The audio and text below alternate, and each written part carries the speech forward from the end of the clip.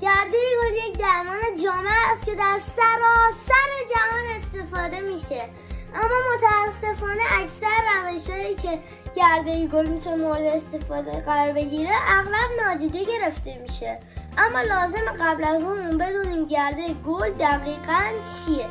گرده گل توسط زنبور عسل جمع‌آوری میشه و غذای زنبورهای جوان است و یکی از کاملترین خوراکی‌های طبیعت محسوب میشه، زیرا تقریبا تمام مواد غذایی مورد نیاز انسان رو شامل میشه. درباره خواص گرده گل همین بس که این محصول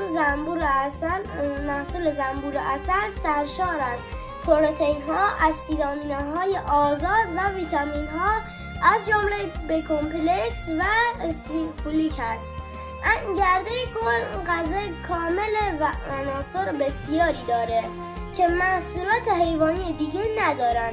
از هر منبع حیوانی دیگه ای پروتئین بیشتری داره، اسیدآمینوهای بیشتری نسبت به گوشت گوساله، تخم مرغ یا پنیر با وزن مساوی داره. حدود نیمی از پروتئین گرده گل به شکل آمینو اسیدهای آزاده که آماده استفاده مستقیم توسط بدن هستند.